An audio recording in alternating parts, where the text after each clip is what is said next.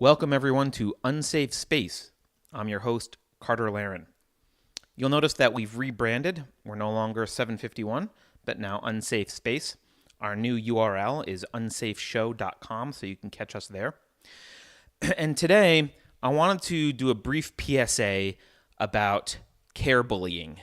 This will be relatively short. I apologize if my voice is a little bit odd. I'm coming off of an illness here. So, if you're like me and your Twitter stream and everywhere else, you've been exposed to a number of arguments, we'll call them, although they're not arguments. You've been exposed to a number of arguments that go something like this. If you cared about survivors of sexual assault, you'd believe Christine Ford's accusations against Brett Kavanaugh. If you cared about the health of the poor and the middle class, you'd support single-payer healthcare. If you cared about our children's future, you'd support free college tuition. If you cared about workers, you'd support a federal jobs guarantee. So day in and day out, the authoritarian left and their groupies in the mainstream media and Hollywood, they inundate our Twitter streams, our Facebook feeds, the Google News pages, anywhere they can find us, with messages like these kind of messages.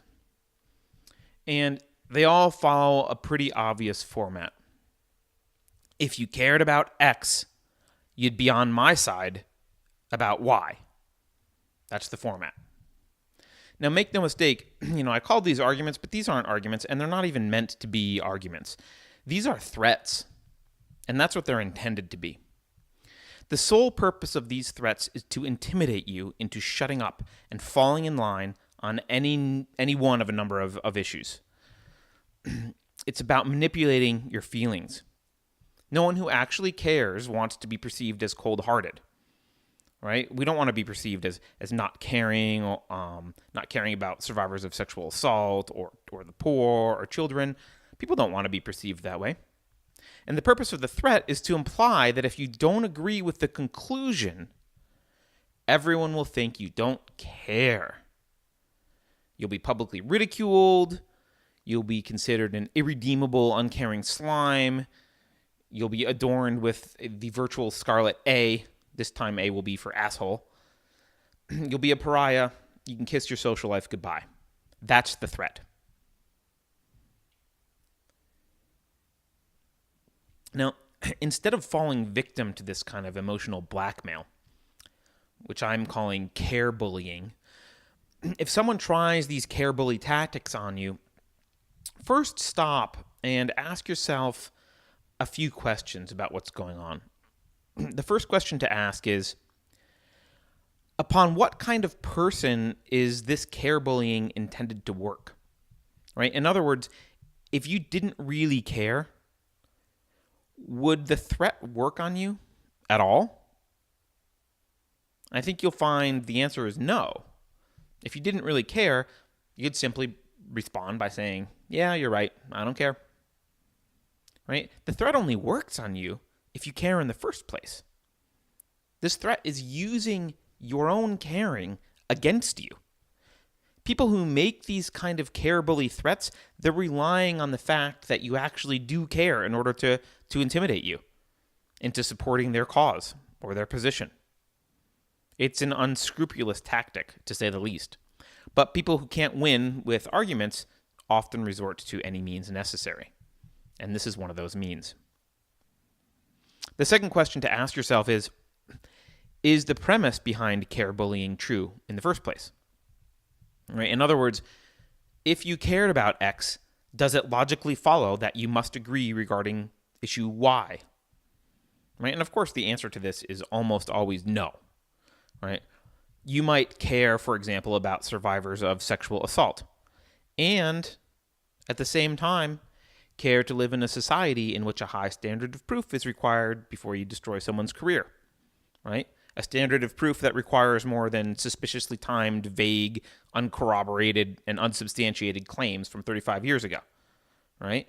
You might care about the poor and the middle class, but you may also believe that they'll do better with free market healthcare as opposed to single-payer healthcare. right? If you care about X but have a legitimate disagreement about the conclusion Y, then the premise itself is false. And almost all of these are false. That's why they use them, to try and trick you into feeling like, well, I have to show that I care. The third question to ask yourself here is, why would someone try to convince you using such a tactic like this? It's so dishonest. Why would they use care bullying? Why not just use arguing? Well, the first and obvious answer here is they think it'll work on you, probably because they believe that you actually care, right? But the reason they can't make an argument about their position, instead, a rational argument, is, they don't have one. Not always. I mean, you can't be sure why someone's using one tactic over another. But usually the reason they use emotional bullying is because they have no convincing arguments to support their position.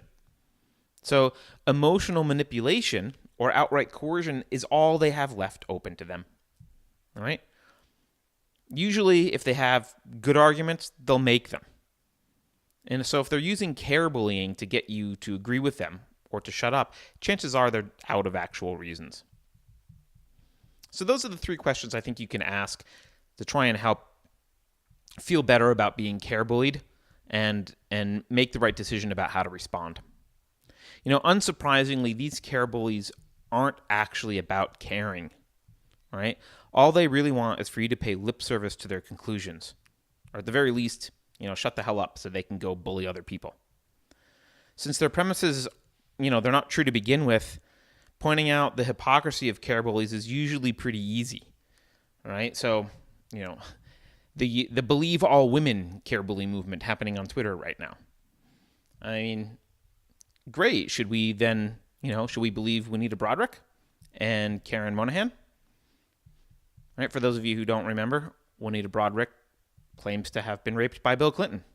Karen Monahan claims to have and has evidence of being assaulted by DNC Vice Chair Keith Ellison. Right? Are we supposed to believe them? Then again, the left asked us to believe Emma Sulkowicz and Crystal Mangum, the lying mattress girl from Colombia and the lying Duke lacrosse so-called rape victim who made it all up, right? The left asked us to believe them, but they turned out to be disgusting liars who are just trying to promote themselves and their leftist agendas.